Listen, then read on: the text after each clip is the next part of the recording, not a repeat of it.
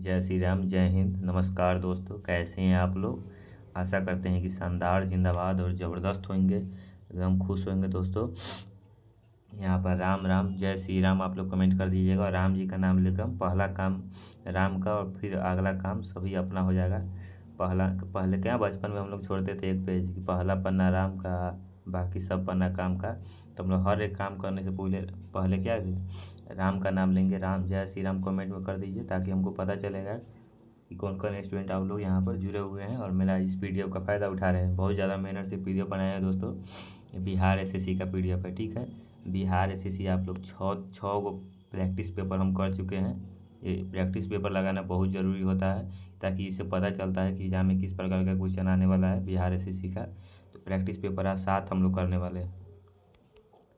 Practice paper हम क्या करने वाले हैं, 7 करने वाले हैं। प्रैक्टिस पेपर 7 करने वाले हैं, ठीक है।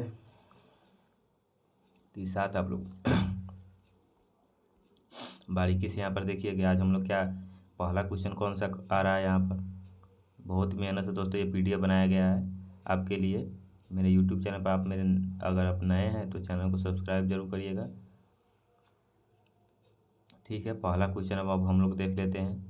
पहले से ही टिक लगा हुआ है इसका आंसर, लेकिन इस पर आप नहीं जाइएगा और आपको सिर्फ यहाँ पर रिवीजन करना है, फटाफट रिवीजन करना है। पहले से टिक लगा है तो इसमें क्या हो गया है, अब आगे से अगर आपका ये शिकायत रहेगा कि पहले से टिक नहीं लगा रहना चाहिए तो ठीक है, आगे से टिक नहीं लगाएंगे।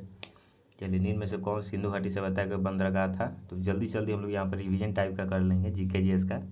निम्न में से कौन सिंधु घाटी सभ्यता का एक बंदरगाह था। निम्न में से कौन सिंधु घाटी सभ्यता का एक बंदरगाह था। तो लोथल क्या था, सिंधु घाटी सभ्यता का एक बंदरगाह था। लोथल कहाँ है, गुजरात में स्थित है। लोथल कहाँ स्थित है, तो गुजरात में स्थित है। कौन पूछ देगा लोथल कहाँ स्थित है, तो सीधा बोलिएगा गुजरात में स्थित है लोथल। निम्नलिखित में से कौन सिंधु घाटी सभ्यता का एक बंदरगाह था। तो लोथल सिंधु घाटी सभ्यता का क्या है, बंदरगाह। बंदरगाह किसको कहा जाता है, तो बंदरगाह जहाज़ों का जो जैसे बस उस रुकता है बस स्टैंड में, तो उसको क्या बस स्टैंड कहा जाता है, बस जहाँ रुकता है। और जहाज़ जो समुद्र के जहाज़ जहाँ रुकता है, जो जगह होता है रुकने का किनारे पर, तो उसको ही बंदरगाह कहा जाता है, ठीक है। चलिए, दूसरा क्वेश्चन अब हम लोग देख लेते हैं। ये गौतम बुद्ध ने धर्म चक्र प्रवर्तन कहाँ पर आरंभ किया। जो गौतम बुद्ध भगवान थे वो धर्म चक्र प्रवर्तन कहाँ पर आरंभ किए थे, तो सोमनाथ में आरंभ किए थे, सारनाथ में आरंभ किए थे, सारनाथ में, ठीक है। तीसरा क्वेश्चन अब हम लोग देख लेते हैं। ये खान सर का किताब जो नया लॉन्च हुआ है अभी 2024 में, उसका पीडीएफ है दोस्तों। बहुत ही मेहनत से तैयार किया गया है। आप लोग ज़्यादा से ज़्यादा प्यार और आशीर्वाद दीजिएगा ताकि आगे आगे का सेट भी हम लाने का प्रयास करेंगे। चलिए, सबने अवज्ञा आंदोलन का संबंध किस घटना से है। अगला क्वेश्चन है 3 नंबर में कि सबने अवज्ञा आंदोलन का संबंध किस घटना से है।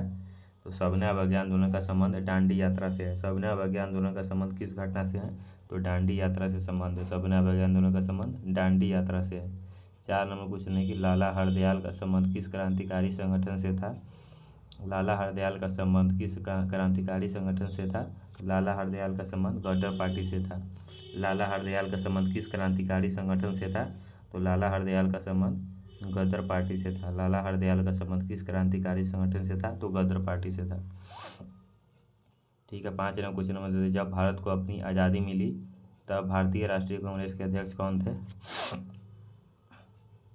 जब भारत को क्या अपनी आज़ादी मिली तब भारतीय राष्ट्रीय कांग्रेस के अध्यक्ष कौन थे। जब भारत को अपनी आज़ादी मिली तब भारतीय राष्ट्रीय कांग्रेस के अध्यक्ष कौन थे, तो आचार्य कृपलानी। आचार्य कृपलानी। जब भारत को अपनी आज़ादी मिली तब भारतीय राष्ट्रीय कांग्रेस के अध्यक्ष कौन थे, आचार्य कृपलानी थे,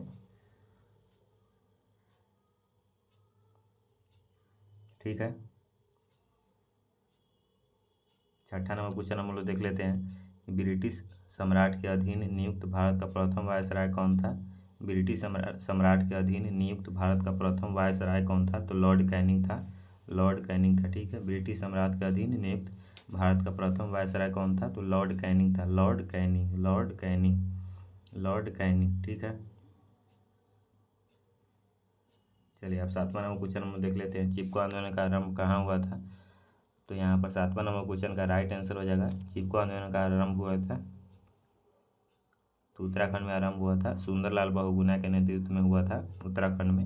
उत्तराखंड में पेड़ को कटने से बचने के लिए सुंदरलाल बहुगुणा जी जो थे वो पेड़ को, सभी लोग क्या किया था वहाँ के लोग, उत्तराखंड के लोग पेड़ को भर पजिया कर रखता था। कोई भी काटने आता था तो पेड़ को पजिया लेता था। इससे क्या होता था, पेड़ कटने से बच गया था। उसी का नाम चिपको आंदोलन रख दिया गया, मतलब चिपक जाता था पेड़ से।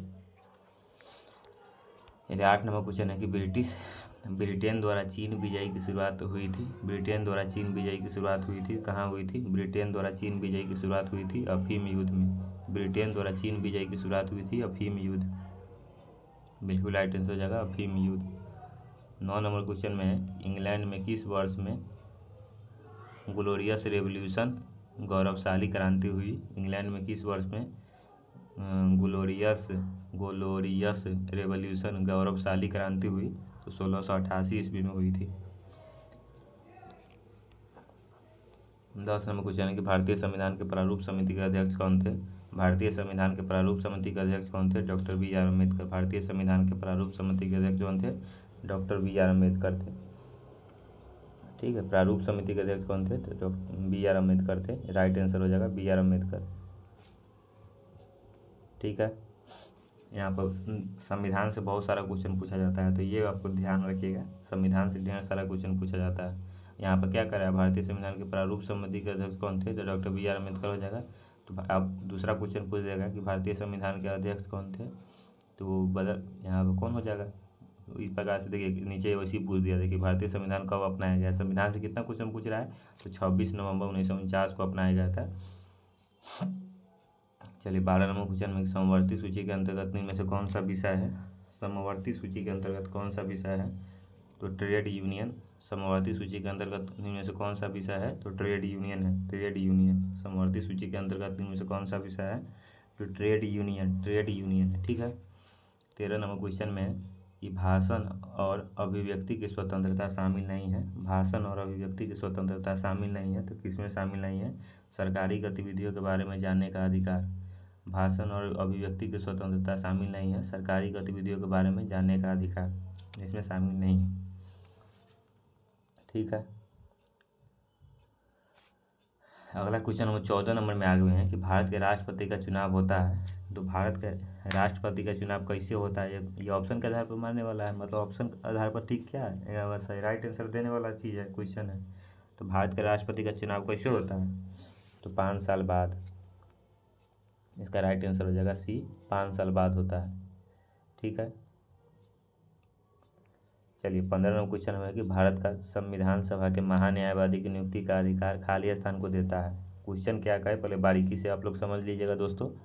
ठीक है, कहते हैं ना कि रख हौसला वो मंजर भी आएगा, प्यासे के पास चलकर समंदर भी आएगा, यूं ही थक कर मत बैठ आए मंजिल के मुसाफिर, मंजिल भी मिलेगी और मिलने का मज़ा भी आएगा। दोस्तों इसी मोटिवेशन के साथ हम लोग यहाँ पर पढ़ाई स्टार्ट रखेंगे, और पढ़ने के लिए ये तो मोटिवेट रहना बहुत ज़रूरी है, नहीं तो आप एक दिन पढ़िएगा तो 10 घंटा, एक दिन पढ़िएगा 2 घंटा, एक दिन वो भी नहीं पढ़िएगा, तो ऐसा नहीं होना चाहिए। आप 2 घंटा पढ़िए लेकिन डेली पढ़िए। ठीक है, पढ़ाई डेली का चीज़ है। तो 15 का यहाँ पर ऑप्शन हम लोग देख लेते हैं। 15 का यहाँ पर राइट आंसर हो जाएगा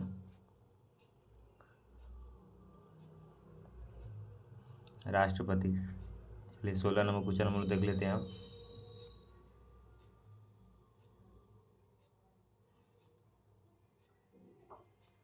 सोलह नंबर क्वेश्चन कि निम्न में से कौन सी समिति चुनाव सुधार से संबंधित नहीं है? निम्न में से कौन सी जो समिति है चुनाव सुधार से संबंधित नहीं है?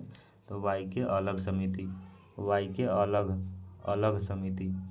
कौन सी समिति है जो चुनाव सुधार से संबंधित नहीं है? तो वाई के अलग समिति।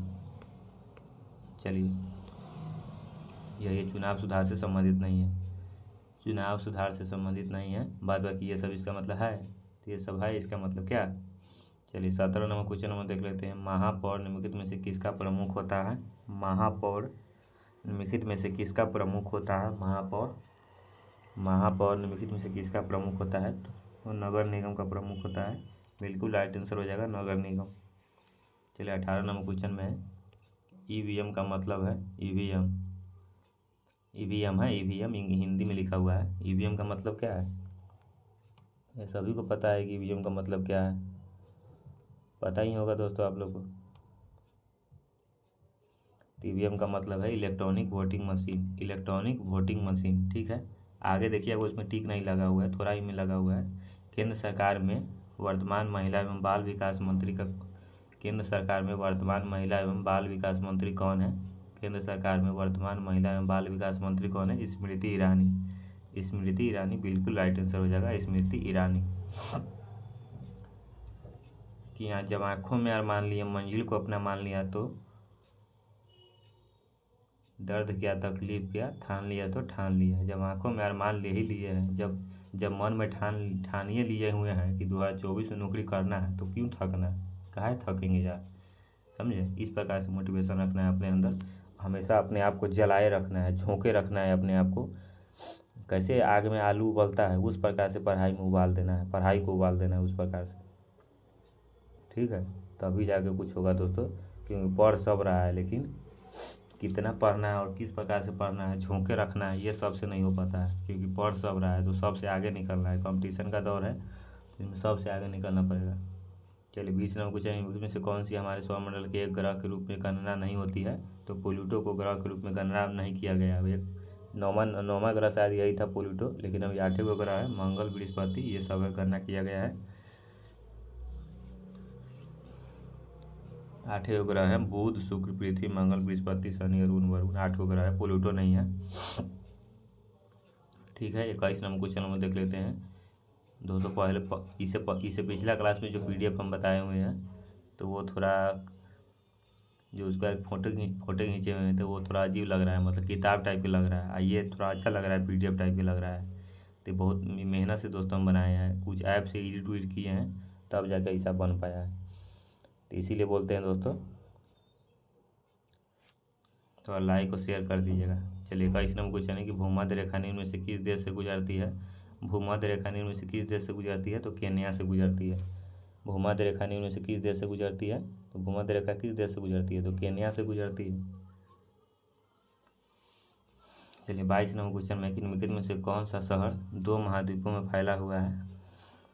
कौन सा शहर है जो 2 महाद्वीपों में फैला हुआ है? तो इस्तांबुल है ना, वो 2 महाद्वीपों में फैला हुआ है, इस्तांबुल।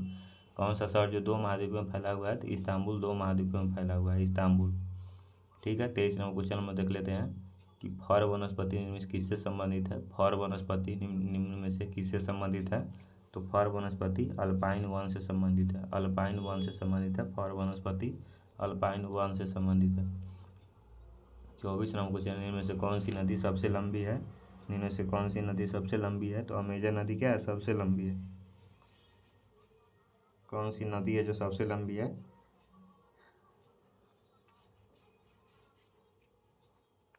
तो देखिए यहाँ पर निम्न से बात कर रहे हैं, मतलब ऑप्शन के आधार पर टिक करना है कि इस सब ऑप्शन में कौन सी लंबी नदी है, तो अमेजन ही हो जाएगा, समझे। ऐसे तो नील नदी सबसे लंबी है, नील नदी, लेकिन ये ऑप्शन के आधार पर अमेजन यहाँ पर हो जाएगा, ठीक है।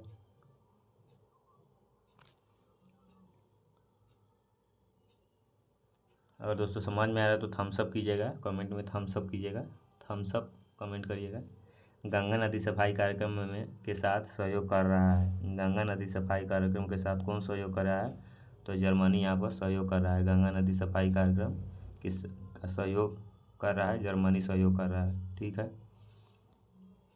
26 नंबर में कि मुर्गियों एवं अंडों का अत्यधिक उत्पादन होना क्या कहलाता है? मुर्गियों एवं अंडों का अत्यधिक उत्पादन होना क्या कहलाता है?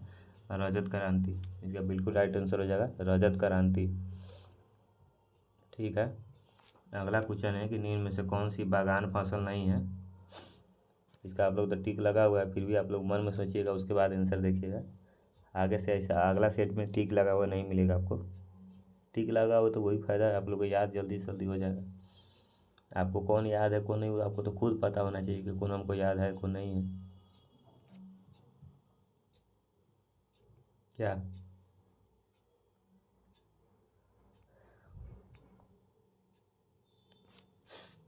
चलिए इसका बिल्कुल राइट आंसर है मोटा अनाज। चलिए 28 नंबर क्वेश्चन है कि निम्न में से कौन सी रबी फसल नहीं है?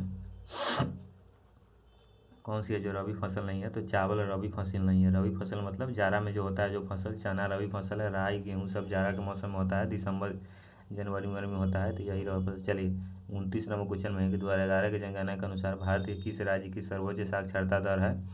2011 की जनगणना के अनुसार केरल की सर्वोच्च साक्षरता दर है। केरल की क्या है, सर्वोच्च साक्षरता दर है। केरल सबसे ज़्यादा पढ़ा लिखा राज्य है, सबसे ज़्यादा शिक्षित राज्य है। ठीक है।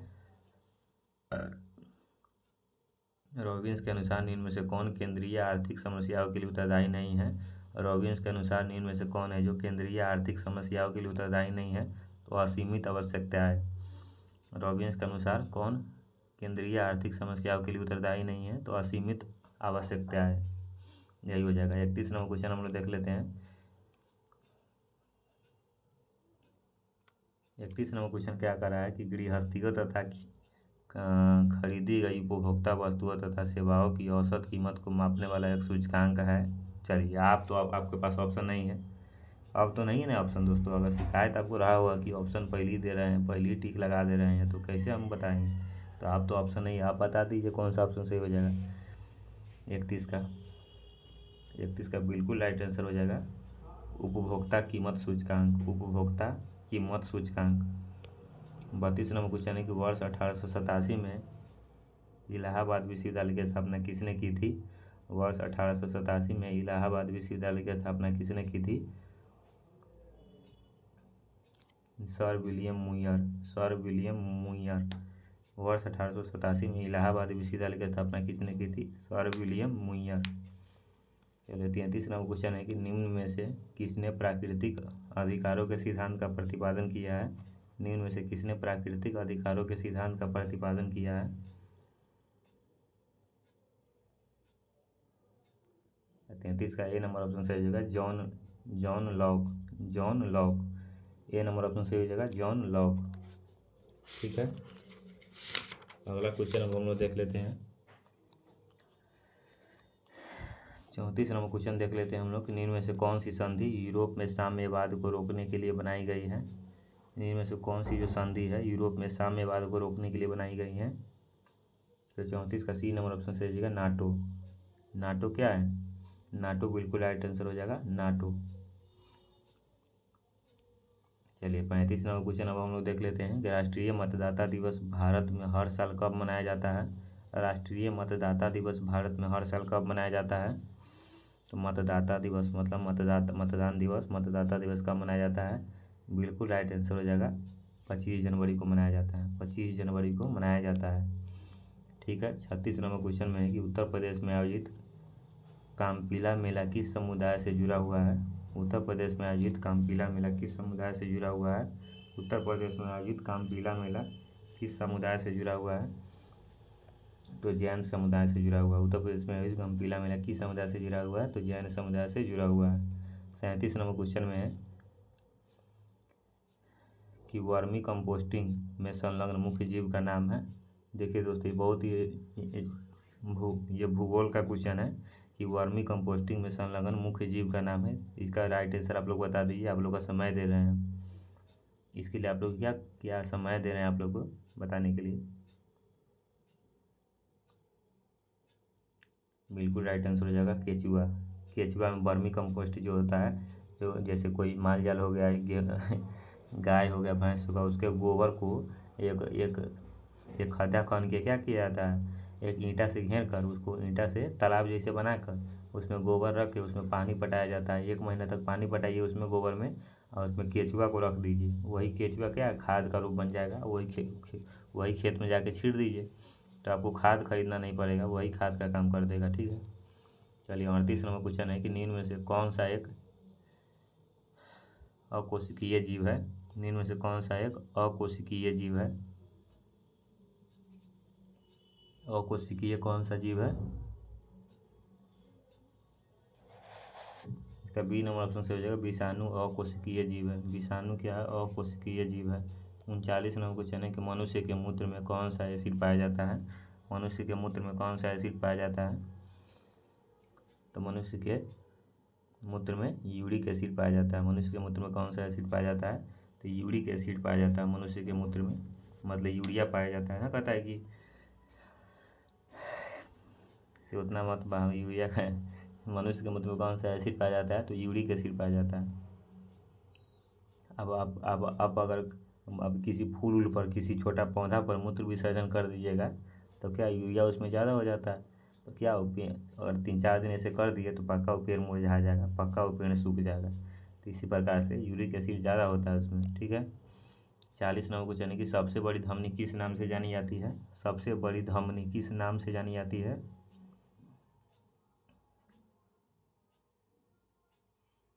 सबसे बड़ी धमनी किस नाम से जानी जाती है, तो महाधमनी के नाम से जानी जाती है। महाधमनी एओर्टा, महाधमनी के नाम से जानी जाती है। महाधमनी, महाधमनी के नाम से जानी जाती है, ठीक है। देखिए दोस्तों, मेरा मोबाइल का नाम यहाँ पे लिखा हुआ है ओप्पो रेनो 8 5G, अंकित पाल लिखा हुआ है, पटना।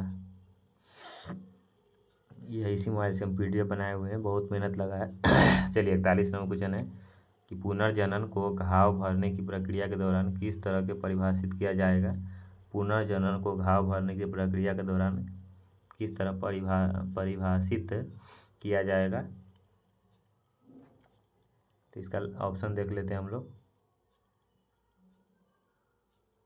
इसका बिल्कुल राइट आंसर हो जाएगा समान कोशिका द्वारा नाश हो चुकी कोशिकाओं का प्रतिस्थापन। चलिए 42 नंबर क्वेश्चन है कि वंशागति का क्रोमोसोमवाद का सिद्धांत किसने प्रस्तुत किया। वंशागति का क्रोमोसोमवाद का सिद्धांत किसने प्रस्तुत किया। तो सटन एवं बोवेरी,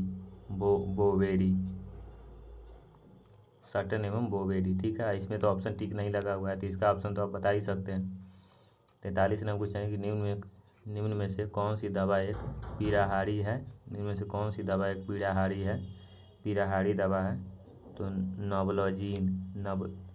नावलजीन क्या है, पीड़ाहारी दवा है, नावलजीन। 44 नंबर क्वेश्चन में है कि पादपों में प्रकाश संश्लेषण के दौरान बनने वाला प्रथम अस्थायी उत्पादक है। पादप का मतलब यहाँ पर क्या हो जाएगा, मतलब पौधा में प्रकाश संश्लेषण के दौरान बनने वाला प्रथम अस्थायी उत्पादक कौन हो जाएगा। तो पायरुविक एसिड हो जाएगा, बिल्कुल राइट आंसर हो जाएगा पायरुविक एसिड बिल्कुल राइट आंसर हो जाएगा।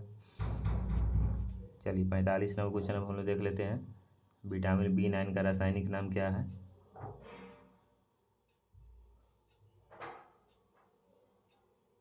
विटामिन B9 का रासायनिक नाम क्या है। तो 45 का D नंबर ऑप्शन से हो जाएगा फॉलिक एसिड। विटामिन B9 का रासायनिक नाम क्या है, फॉलिक एसिड नाम है। विटामिन B9 का रासायनिक नाम है फॉलिक एसिड। 46 नंबर क्वेश्चन हम देख लेते हैं कि कौन सी गैस वायुमंडल के ओजोन स्तर को अपघटित करती है। कौन सी गैस है जो वायुमंडल के ओजोन स्तर को अपघटित करती है। तो क्लोरोफ्लोरोकार्बन वायुमंडल के ओजोन स्तर को अपघटित करती है। क्लोरोफ्लोरोकार्बन ओजोन स्तर को क्या करती है, अपघटित करती है। वायुमंडल में जो ओजोन परत है, इसीलिए आप क्या मानव जाति को क्या करना चाहिए, क्लोरोफ्लोरोकार्बन का कम उपयोग करना चाहिए, ताकि ओजोन परत में छिद्र नहीं हो सके। ओजोन परत में छिद्र का मतलब ये नहीं हुआ कि उसमें छेद हो जाएगा। वो पाइप कैसे छेद रहता है पाइप में, तो उस प्रकार से नहीं होता है, पतला हो जाता है ओजोन परत, तो उसी को छिद्र कहा जाता है, ठीक है। 47 नंबर क्वेश्चन है कि निम्न में से कौन सा मूल मात्रक नहीं है। इसमें से कौन सा मूल मात्रक नहीं है।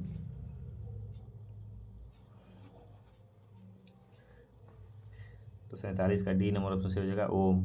कौन सा मूल मात्रक नहीं है, तो ओम मूल मात्रक नहीं है।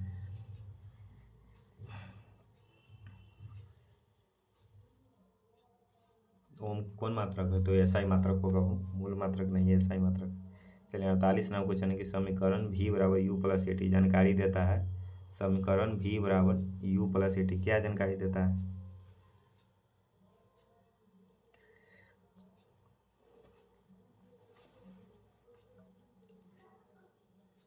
बताइए। तो 48 का A नंबर ऑप्शन सही हो जाएगा वेग समय का एक कार्य है। वेग समय का एक कार्य है, यही जानकारी देता है। A नंबर ऑप्शन सही हो जाएगा वेग समय का एक कार्य है, यही जानकारी देता है। समीकरण V = U+80 वेग समय का एक कार्य है।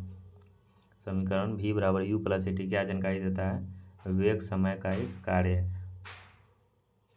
49 नंबर क्वेश्चन हम लोग आगे देखिए दोस्तों, PDF कितना मस्त लग रहा है, एक नंबर लग रहा है PDF। इस पहले वीडियो बनाते थे तो उसमें पेज जैसा लग रहा था, अभी पूरा PDF फॉर्म में लग रहा है। चलिए 49 नंबर क्वेश्चन है, बाल का विनिमय समीकरण है, बल का विमीय विमीय समीकरण है, बाल कहा गया सॉरी, बल का विमीय समीकरण है, फिजिक्स का क्वेश्चन है, बल का विमीय समीकरण है। तो 49 का कौन सा ऑप्शन सही हो जाएगा? तो F बराबर क्या हो जाएगा? mLT के पावर -2, F बराबर mLT के पावर -2, यही हो जाएगा। 50 नंबर क्वेश्चन है कि kWh खाली स्थान की इकाई है, kWh खाली स्थान की इकाई है, तो किलोवाट घंटा, kWh का मतलब क्या हो जाएगा? किलोवाट घंटा किसकी इकाई है? तो 50 का डी नंबर ऑप्शन सही हो जाएगा, ऊर्जा की इकाई है। किलोवाट घंटा ऊर्जा की इकाई है, किलोवाट घंटा किसकी इकाई है? तो किलोवाट घंटा ऊर्जा की इकाई है, ठीक है। 51 नंबर क्वेश्चन हम लोग देख लेते हैं। अस्पष्ट प्रतिध्वनि तभी सुनी जा सकती है जब परावर्तन सतह की ध्वनि स्रोत से न्यूनतम दूरी हो, लगभग। स्पष्ट प्रतिध्वनि तभी सुनी जा सकती है, वही कह रहा है, स्पष्ट प्रतिध्वनि तभी सुनी जा सकती है जब परावर्तन सतह की ध्वनि स्रोत से न्यूनतम दूरी हो, लगभग कितना? लगभग कितना न्यूनतम दूरी हो? 17 मीटर। स्पष्ट प्रतिध्वनि तभी सुनी जा सकती है, तभी वह ध्वनि सुनाई देगा जब परावर्तन की सतह से ध्वनि, परावर्तन जहाँ से ध्वनि हो रहा है उसका न्यूनतम दूरी कितना होना चाहिए? 17 मीटर लगभग होना चाहिए। चलिए 52 नंबर क्वेश्चन में है कि जब दूध को बिलोया जाता है तो उसमें मलाई पृथक होने लगती है। जब दूध के बिलोया मतलब उबाला जाता है, बॉयल किया जाता है, जब दूध को बिलोया जाता है तो उसमें क्या है? मलाई पृथक होने लगती है। ऊपर ना देखते हैं, दूध उबालते हैं ऊपर मलाई आने लगता है, मलाई पृथक होने लगती है। किस कारण होने लगती है? बिल्कुल राइट आंसर हो जाएगा अपकेंद्री बल के कारण। इसका बिल्कुल राइट आंसर हो जाएगा अपकेंद्री बल के कारण ऐसा होने लगती है, अपकेंद्री बल के कारण, अपकेंद्री बल के कारण, अपकेंद्री बल के कारण, ठीक है। 53 नंबर क्वेश्चन में कि जल का हिमांक बिंदु क्या है? जल का हिमांक बिंदु क्या है? जल का हिमांक बिंदु क्या है? तो जल कितना मतलब हिम मतलब क्या हो जाएगा? बर्फ़ हो जाएगा। तो जल का हिमांक बिंदु क्या है कि कितना डिग्री पर जल बर्फ़ बन जाता है, हिम बन जाता है? तो इसका बिल्कुल राइट आंसर हो जाएगा 0 डिग्री सेल्सियस। ए नंबर ऑप्शन बिल्कुल राइट आंसर हो जाएगा 0 डिग्री सेल्सियस, ये आपको पता ही होगा। अब बिल्कुल मतलब 100 नंबर सेल्सियस पर बिल्कुल पानी खौलने लगता है, गर्म हो जाता है, पूरा खौलने लगता है। और 4 डिग्री सेल्सियस पर क्या होता है?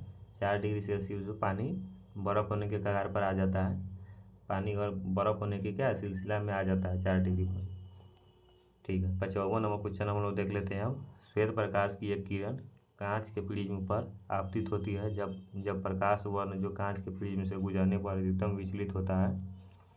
श्वेत प्रकाश की एक किरण कांच के प्रिज्म पर आपतित होती है, श्वेत प्रकाश की एक किरण कांच के प्रिज्म पर आपतित होती है, वह प्रकाश वर्ण जो कांच के प्रिज्म से गुजरने पर अधिकतम विचलित होता है। एक बार और क्वेश्चन पढ़ लेते हैं कि श्वेत प्रकाश की एक किरण कांच के प्रिज्म पर आपतित होती है, वह प्रकाश वर्ण जो कांच के प्रिज्म से गुजरने पर अधिकतम विचलित होता है, वो कौन हो जाएगा? अधिकतम विचलित हो जाता है, कांच के प्रिज्म से गुजरने पर अधिकतम विचलित हो जाता है। इसका बिल्कुल राइट आंसर हो जाएगा बैगनी, बैगनी, बैगनी, बैगनी हो जाएगा, ठीक है। लाल नहीं होगा, बैगनी होगा। 55 नंबर क्वेश्चन है कि विद्युत धारा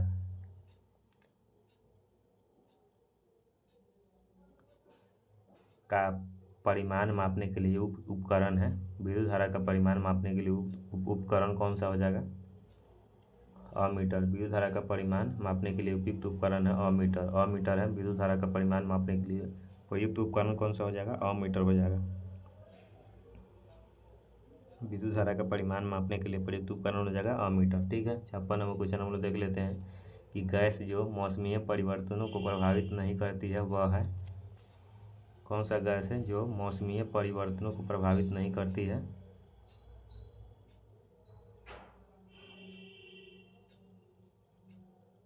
बिल्कुल राइट आंसर हो जाएगा जल वाष्प। जल वाष्प गैस जो मौसमीय परिवर्तनों को प्रभावित नहीं करती है वह है जल वाष्प।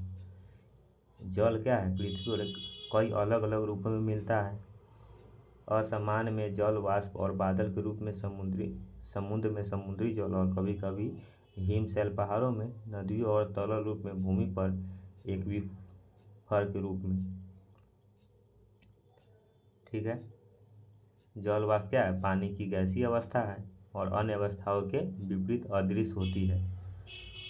ठीक है, यही इसका व्याख्या था। चलिए 57 नंबर क्वेश्चन अब हम लोग देख लेते हैं। यहाँ पर देखिए कितना अच्छा लग रहा है क्वेश्चन, पहले दिखाई नहीं देता था। पहले जैसे पीडीएफ मेरा होता था पिछला क्लास का, देखिएगा तो उतना अच्छा से नहीं दिख रहा है, मतलब पेज टाइप का ओरिजिनल दिख रहा है, पूरा पीडीएफ पर में एकदम रंगीन दिख रहा है, तो अच्छा लग रहा है। ठीक है, 57 नंबर क्वेश्चन देख लेते हैं कि निम्नलिखित में से कौन सा विद्युत का कुचालक है? कौन है जो विद्युत का कुचालक है? कुचालक, सुचालक नहीं है। सुचालक मतलब क्या हो जाएगा? विद्युत का एकदम सुचारू रूप से जा रहा है। कुचालक है मतलब विरोध करता है। इसका सी नंबर ऑप्शन से हो जाएगा प्लास्टिक। प्लास्टिक विद्युत का कुचालक है। अगर प्लास्टिक हाथ में आप पेन लेके 400 वोल्ट वाला तारों छू दीजिएगा ना तो आपको कोई फर्क नहीं पड़ेगा, क्योंकि प्लास्टिक क्या है? विद्युत का कुचालक है, जो विद्युत धारा के प्रवाह में क्या है? ज़्यादा अवरोध उत्पन्न करती है, वह कुचालक कहलाता है। ठीक है, जैसे रबर, प्लास्टिक, लकड़ी इत्यादि। रबर पेन के आप 11,000 वोल्ट के तार छू दीजिएगा तो यूँ ना कोई फर्क पड़ेगा।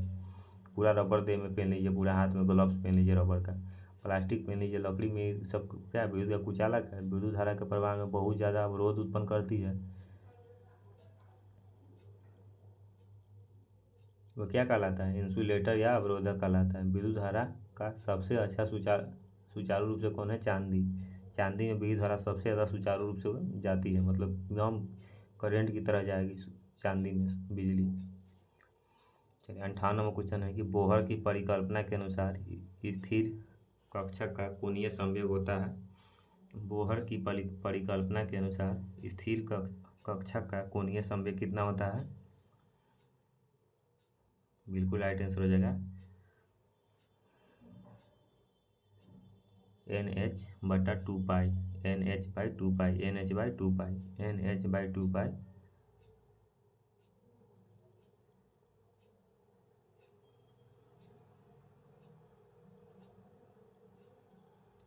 क्या है? बोहर की परिकल्पना के अनुसार स्थिर कक्षा का कोणीय संवेग हुआ NH/2 पाई। ठीक है, 59 नंबर क्वेश्चन देख लेते हैं हम लोग कि चिल्ली सोरा किसका सामान्य नाम है? चिल्ली सोरा किसका सामान्य नाम है? चिल्ली सोरा किसका सामान्य नाम है? तो 59 का ए नंबर ऑप्शन से हो जाएगा सोडियम नाइट्रेट का सामान्य नाम है चिल्ली सोरा। चिल्ली सोरा किसका सामान्य नाम है? सोडियम नाइट्रेट का सामान्य नाम है चिल्ली सोरा। चिल्ली सोरा किसका सामान्य नाम है? सोडियम नाइट्रेट का। चिल्ली सोरा किसका सामान्य नाम है? सोडियम नाइट्रेट का नाम है, सामान्य नाम है। 60 नंबर क्वेश्चन है कि निम्नलिखित में से कौन सा एक पायरिमिडियन क्षार नहीं है? निम्नलिखित में से कौन सा एक पायरिमिडियन क्षार नहीं है?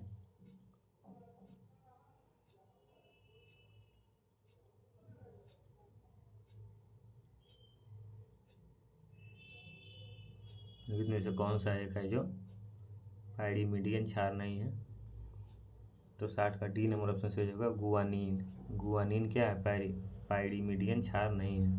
कौन सा एक पायरिमिडियन क्षार नहीं है? तो गुआनिन नहीं है।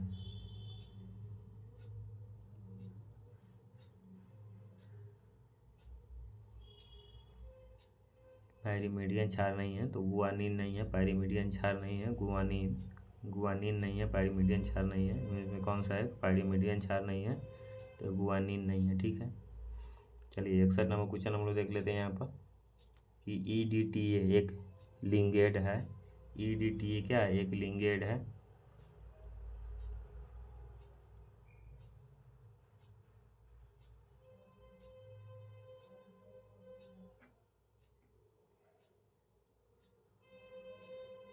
हेक्साडेंटंट, EDTA एक लिंगेड है हेक्साडेंटंट का।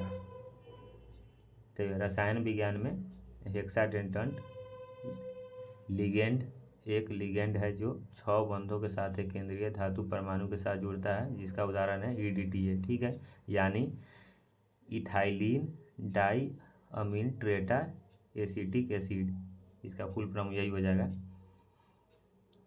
इसे क्या हो जाएगा? इथाइनिन, डी से हो जाएगा डाई, टी से हो जाएगा ट्रेटा एसिटिक एसिड। ठीक है, 62 नंबर क्वेश्चन हम लोग देख लेते हैं यहाँ पर निम्नलिखित में से कौन सा भौतिक परिवर्तन है?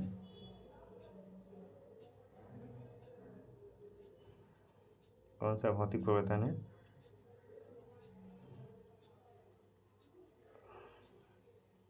लोहे में जंग लगना, ये रासायनिक परिवर्तन हो जाएगा, क्योंकि लोहा में अगर एक बार जंग लग गया तो फिर वो लोहा नहीं बनेगा, वो रासायनिक परिवर्तन हो जाएगा। कागज़ के टुकड़े का जलना, कागज़ अगर जल गया तो फिर वो कागज़ नहीं बनेगा, रासायनिक परिवर्तन हो जाएगा। कोला के पेय के नमक डालने से गैस का निकलना, कोको कोला के पेय में नमक डालिएगा तो उसको गैस निकलेगा, यही हो जाएगा भौतिक परिवर्तन, यही भौतिक परिवर्तन हो जाएगा। लकड़ी का जलना, लकड़ी जल गया तो फिर वो लकड़ी थोड़ी ना बनेगा, रासायनिक परिवर्तन हो गया। तो इस प्रकार से हम लोग को 10वें में क्वेश्चन पढ़ना था, तो हम लोग को टीचर लोग इतना अच्छा से पढ़ाएं कि अभी लोग हम लोग को याद है ये बात। इंटर में पढ़ना था, 10वें 9वें 10वें में पढ़े हुए, इंटर में तो साइंस लिए थे। तो चलिए 62 का कौन सा ऑप्शन से हो जाएगा? बी नंबर ऑप्शन से हो जाएगा 62। 63 नंबर क्वेश्चन है कि निम्नलिखित अधातु तत्व में धात्विक चमक होती है। निम्नलिखित अधातु तत्व में धात्विक चमक कैसी होती है? अधातु तत्व में धात्विक चमक होती है, सी नंबर ऑप्शन से हो जाएगा आयोडीन। निम्नलिखित अधातु तत्व में धात्विक चमक होती है आयोडीन। आयोडीन एक रासायनिक तत्व है। सल्फर प्रकृति में संयुक्त तथा मुक्त दोनों अवस्था में मिलता है, ठीक है। यह एक रासायनिक तत्व है। यह आवर्त सारणी में ऑक्सीजन के ग्रुप में आता है तथा पदार्थ के विभिन्न रूपों में विद्यमान रहता है। फास्फोरस अधिकतर चट्टानों में पाया जाता है। 64 नंबर क्वेश्चन हम लोग देख लेते हैं कि निम्नलिखित में से कौन एक गैर परंपरागत ऊर्जा स्रोत है? कौन है जो गैर परंपरागत का ऊर्जा स्रोत है?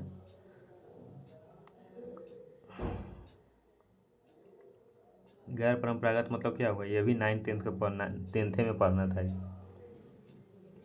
गैर परंपरागत मतलब क्या होगा? जो कभी नहीं ख़त्म हो सकता है, गैर परंपरागत, ठीक है। गैर परंपरागत ऊर्जा स्रोत मतलब जो कभी नहीं ख़त्म हो सकता है, मतलब डी नंबर पवन, वायु कभी भी ख़त्म नहीं हो सकता है पृथ्वी से, ये गैर परंपरागत है। परंपरागत ऊर्जा स्रोत हो जाएगा कोयला ख़त्म हो जाएगा भाई, आई न बिहान कोयला ख़त्म है, पेट्रोलो ख़त्म है, आई न बिहान, ये कहानी ख़त्म है पेट्रोल की, ठीक है। डीजलों की कहानी ख़त्म है अभी। तो इस प्रकार से राइट आंसर हो जाएगा 64 का डी नंबर ऑप्शन बिल्कुल राइट आंसर हो जाएगा। चलिए 65 नंबर क्वेश्चन है कि सर्वोत्तम गुणवत्ता वाला कोयला जिसमें 80% से 95% कार्बन होता है वह है। सर्वोत्तम गुणवत्ता वाला कोयला जिसमें 80% से 95% कार्बन होता है, इसका बिल्कुल राइट आंसर हो जाएगा। ये भी 10वें में पढ़ना था, ये क्वेश्चन समझिए, बिहार एसएससी इंटर लेवल है, 10वें इंटर में पढ़ना था। देखिए इस प्रकार से जीएस का क्वेश्चन आ रहा है सामने, इसका बिल्कुल राइट आंसर हो जाएगा सर्वोत्तम गुणवत्ता वाला कोयला एंथ्रासाइट। देखिए 10वें में पढ़ना था ये, एंथ्रासाइट कोयला का प्रकार है। एंथ्रासाइट, बिटुमिनस, लिग्नाइट, पीट, ये कोयला का प्रकार है चारों। सबसे ज़्यादा कार्बन 95% कार्बन होता है एंथ्रासाइट में, सबसे कम कार्बन होता है पीट में। पीट में बहुत कम कार्बन का मात्रा होता है, सिर्फ धुआं देगा, फफा के रह जाएगा, इसमें सिर्फ ज्वाला देगा, उष्मा देगा एंथ्रासाइट में। तो बिल्कुल राइट आंसर हो जाएगा 65 का डी। 66 नंबर क्वेश्चन है कि सामान्य पुरुष के शरीर का तापमान कितना होता है? सामान्य पुरुष के शरीर का तापमान कितना होता है? तो सामान्य पुरुष के अगर शरीर का तापमान देखा जाए तो इतना तापमान रहना भी चाहिए, अगर जाड़ा हो चाहे गर्मी हो, शरीर का इतना तापमान रहना चाहिए। तो इसका बिल्कुल राइट आंसर हो जाएगा 66 का बी हो जाएगा, 36.9 डिग्री सेल्सियस। इतना तापमान भाई रहना ही चाहिए क्या? और गर्मी में देखा जाए तो इतना तापमान रहता है, मोबाइल का जो आप क्लाउड खोलिएगा तो उसमें इतना तापमान गर्मी में रहता है 36-38, मौसम का तापमान रहता है। देखिए मर्द का शरीर का इतना तापमान जाड़ा मतलब जोरों में इतना रहना चाहिए, भले आप कितना रजाई वजा बोल लीजिए, लेकिन इतना तापमान आपके शरीर का रहना चाहिए। सामान्य पुरुष का शरीर का तापमान इतना रहना चाहिए। 67 नंबर क्वेश्चन है कि स्वामी शाहजहां निम्न में से किससे संबंधित है? स्वामी शाहजहानंद निम्न में से किससे संबंधित है? बिहार के किसान आंदोलन से संबंधित है। बिहार में किसान आंदोलन से संबंधित है स्वामी शाहजहानंद, बिहार में किसान आंदोलन से संबंधित है। 68 नंबर क्वेश्चन है कि बिहार किस वस्तु का दुनिया में सबसे बड़ा उत्पादक है? बिहार किस वस्तु का दुनिया में सबसे बड़ा उत्पादक है? तो बिहार यहाँ पर अभ्रक का दुनिया में सबसे बड़ा उत्पादक है, अभ्रक। बिहार किस वस्तु का दुनिया में सबसे बड़ा उत्पादक है? तो बिहार अभ्रक का दुनिया में सबसे बड़ा उत्पादक है, बिहार अभ्रक का दुनिया में सबसे बड़ा उत्पादक है, ठीक है। 69 नंबर क्वेश्चन है कि प्रधानमंत्री स्ट्रीट वेंडर की आत्मनिर्भर निधि, प्रधानमंत्री स्ट्रीट वेंडर की आत्मनिर्भर निधि पीएम स्वनिधि योजना ने हाल ही में सफलतापूर्वक कितने वर्ष पूरे किए हैं?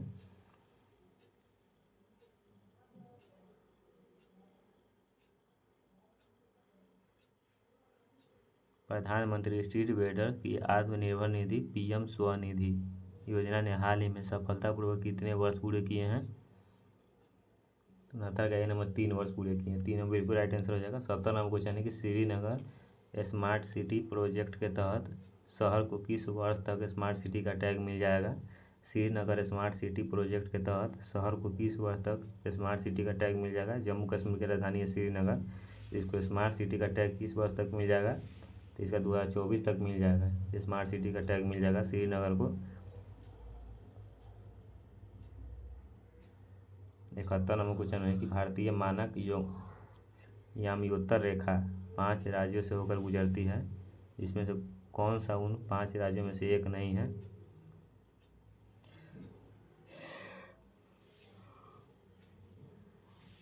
बिहार नहीं है।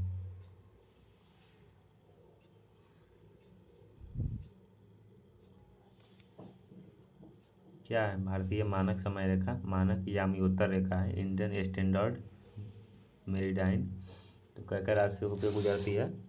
तो मानक 5 राज्य से होकर गुजरती है, उत्तर प्रदेश, मध्य प्रदेश, छत्तीसगढ़, उड़ीसा, आंध्र प्रदेश। ये 5 राज्य से होकर गुजरती है, बल्कि बिहार से होकर थोड़ी ना गुजरती है, नहीं गुजरती है बिहार से। तो हम लोग बिहारी हैं, बिहारी हैं बाबू। कहते नहीं दशरथ माझी, जब तक तोड़ेंगे नहीं तब तक छोड़ेंगे नहीं।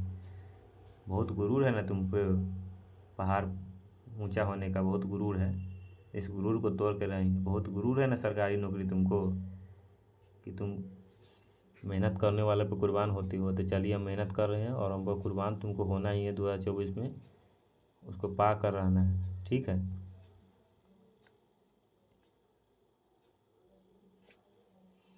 यानी 72 नंबर क्वेश्चन हम लोग देख लेते हैं कि भारतीय संविधान को लिखने वाले संविधान सभा के उपाध्यक्ष कौन थे? फिर संविधान से क्वेश्चन आ गया, आपको बोले थे ना संविधान से क्वेश्चन बहुत आता है, आ गया संविधान से क्वेश्चन।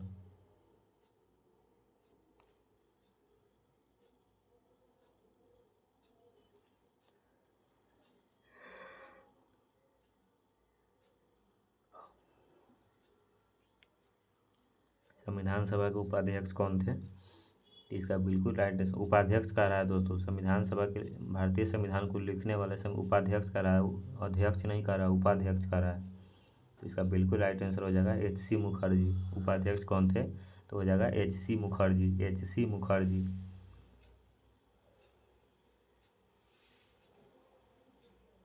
H.C. का मतलब क्या हो जाएगा? H.C.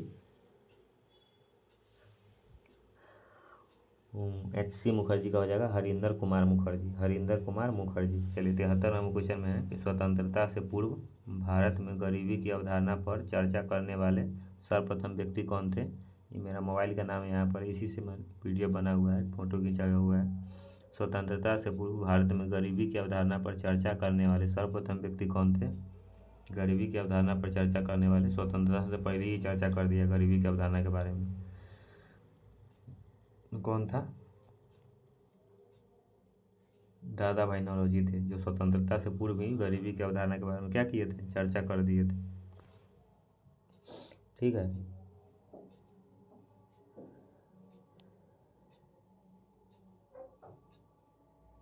जो राम को लाया है हम उसको लाएंगे।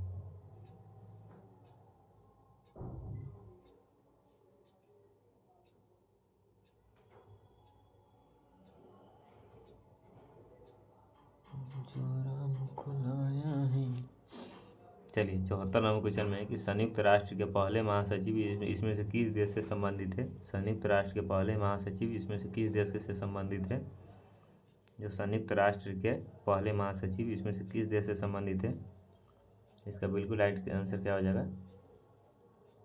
Norway, Norway, Norway. 75 number question में है कि इसमें से किस शहर में अंग्रेज पुलिसकर्मियों द्वारा घेर लिए जाने पर स्वतंत्रता संग्राम सेनानी चंद्रशेखर आजाद ने स्वयं को गोली मारी थी?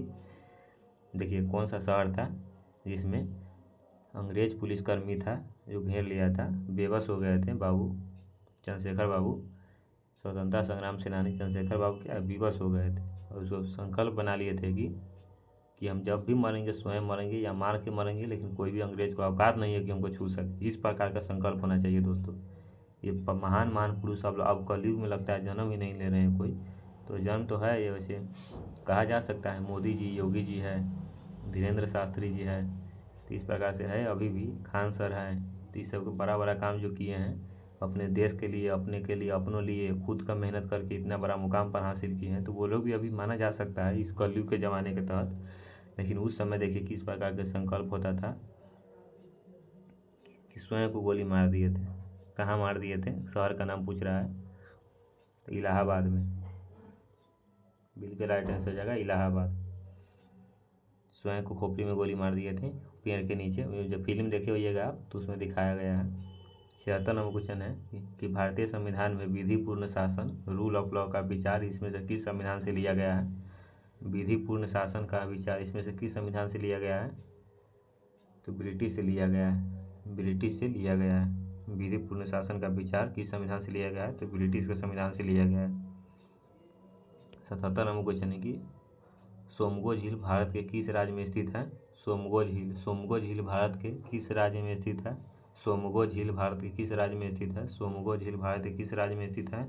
सोमगो झील भारत के किस राज्य में स्थित है, तो सिक्किम में स्थित है। सोमगो झील भारत के किस राज्य में स्थित है, तो सिक्किम में स्थित है। सोमगो झील भारत के किस राज्य में स्थित है, सिक्किम में स्थित है सोमगो झील।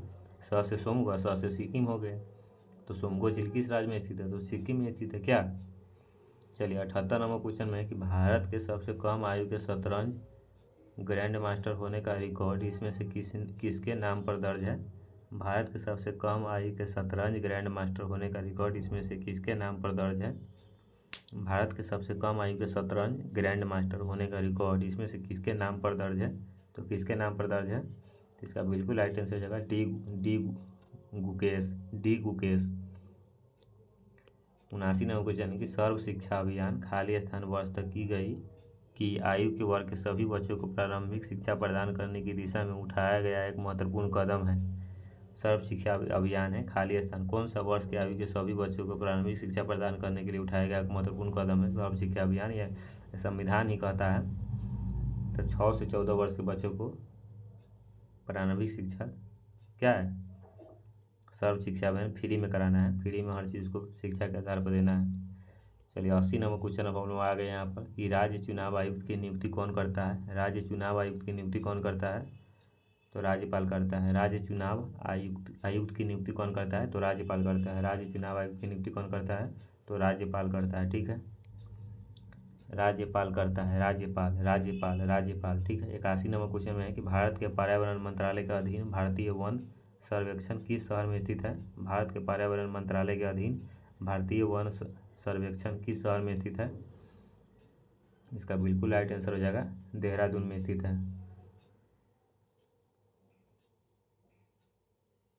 82 नंबर क्वेश्चन है कि मोहनजोदारो शब्द का अर्थ क्या है।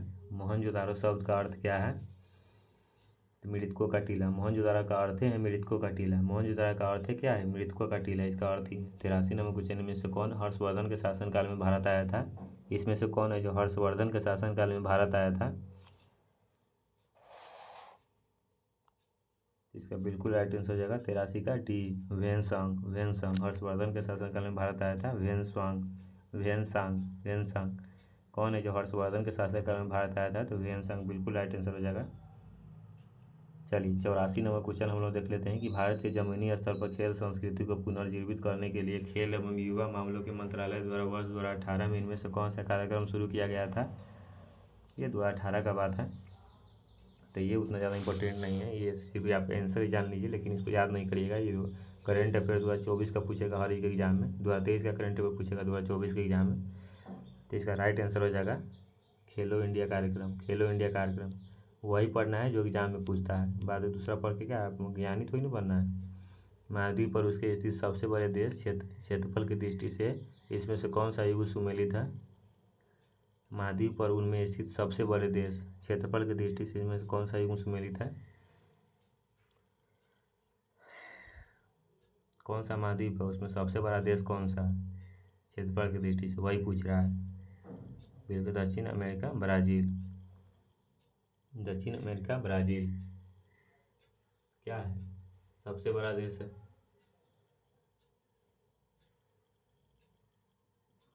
एशिया में भारत सबसे बड़ा देश है, नहीं है। एशिया में रूस सबसे बड़ा देश है। अफ्रीका में कांगो नदी गणराज्य नहीं है, ये हो जाएगा दक्षिण अमेरिका ब्राज़ील, यही हो जाएगा। ठीक है, ए नंबर ऑप्शन सही हो जाएगा। 86 नंबर क्वेश्चन देख लीजिए, और ये हमारे आज का क्लास का लास्ट क्वेश्चन हो जाएगा। एक व्यक्ति ने अपनी घड़ी इतना में बेची और घड़ी के मूल्य के बराबर प्रतिशत लाभ प्राप्त हुआ, तो उस घड़ी का क्रय मूल्य ज्ञात कीजिए। तो 86 नंबर क्वेश्चन है, कथी कर रहा है, ऑप्शन से इसको हल करना पड़ेगा। 144 रुपये में घड़ी बेच दी, विक्रय मूल्य क्या है, उस घड़ी का क्रय मूल्य ज्ञात कीजिए।